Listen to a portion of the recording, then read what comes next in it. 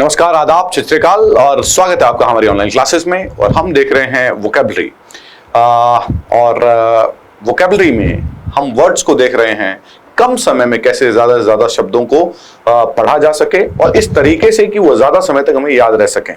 चलिए जी, तो आज की क्लास शुरू करते हैं। मैं कुछ सेंटेंस बोलूंगा, आप और उन सेंटेंसेस को सुन के थोड़ा अंदाजा लगाएंगे मैं क्या कहना चाहता हूं।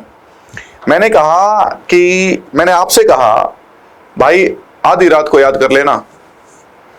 मैंने कहा तेरा भाई बैठा है। मैंने कहा अरे दुख बांटने से दुख कम होते हैं।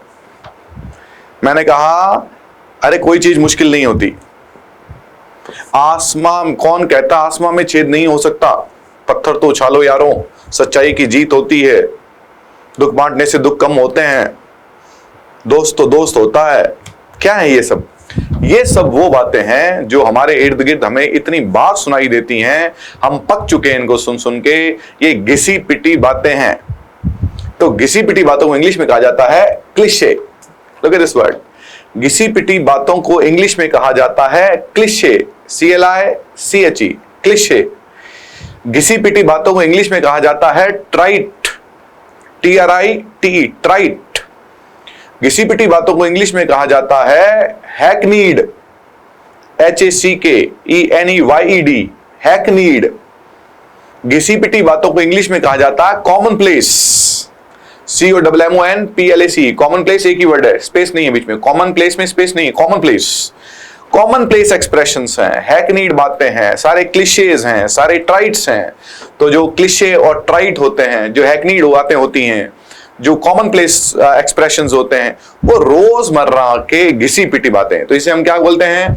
इन सब को हम बोलते हैं, इन सब बातों को हम क्या बोलते हैं? ओवर यूज्ड आइडिया और फ्रेज।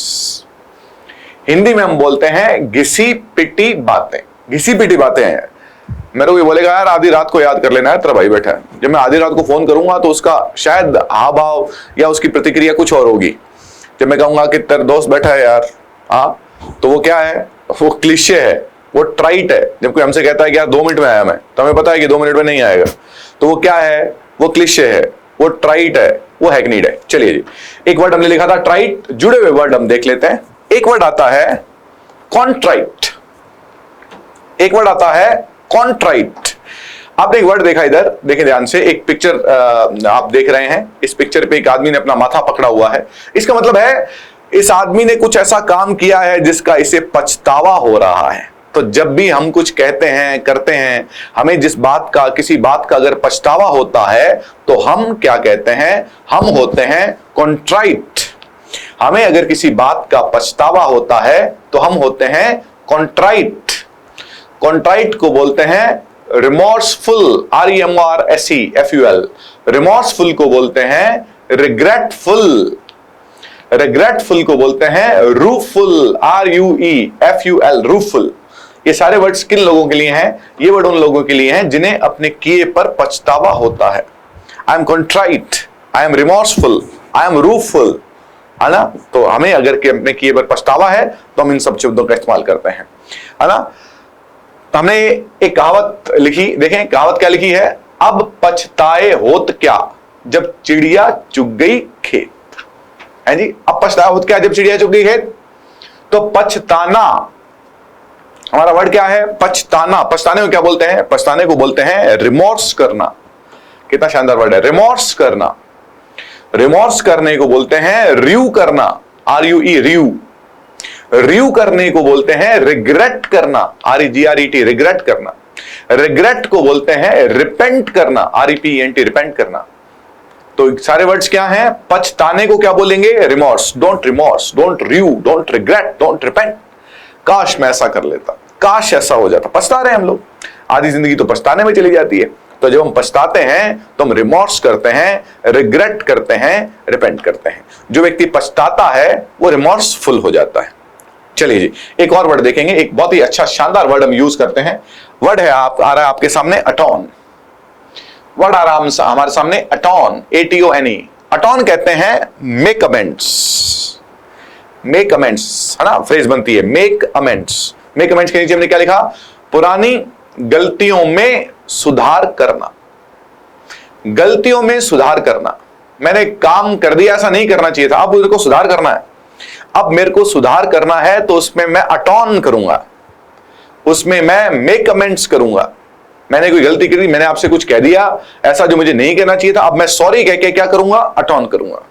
मैं सॉरी कह के मेक अमेंड्स करूंगा। जैसे पिक्चर्स में दिखाते हैं, वो विलन से उसका मर्डर हो जाता है, फिर उसके परिवार को वो संभालता है, उनको उनके बच्चों को शिक्षा देता है, अटॉन करता है, वो मेक अमेंड्स करता है, अपनी की गई गलतियों में सुधार करता है। एक वर्ड है अटॉन और एक वर्ड होता है एट्यून। एक वर्ड है अटॉन और एक कहता है एट्यून। एट्यून किसे बोलते हैं? एट्यून कहते हैं एडजस्ट करना। एडजस्ट करने को बोलते हैं एकस्टम, ACCUSTUM, एकस्टम। क्या मतलब हो गया तीनों का? Attune, adjust, accustom. अपने आप को ढालना और अपने आप को अनुकूल बनाना। जब हम अपने आप को अनुकूल बनाते हैं, जब हम अपने आप को ढालते हैं, तो हम क्या करते हैं? हम एट्यून करते हैं। अटॉन का मतलब हो गया गलतियों में सुधार करना।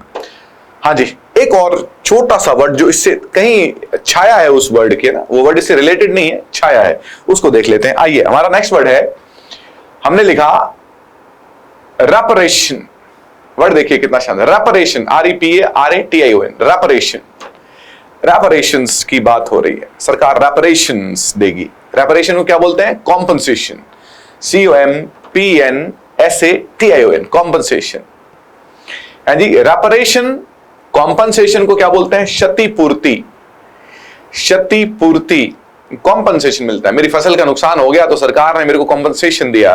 मुझे क्या दिया? मुझे रेपरेशन दिया। एक वर्ड है प्रिपरेशन, वो तैयारी है, ये this is reparation. Reparation is compensation, है ना?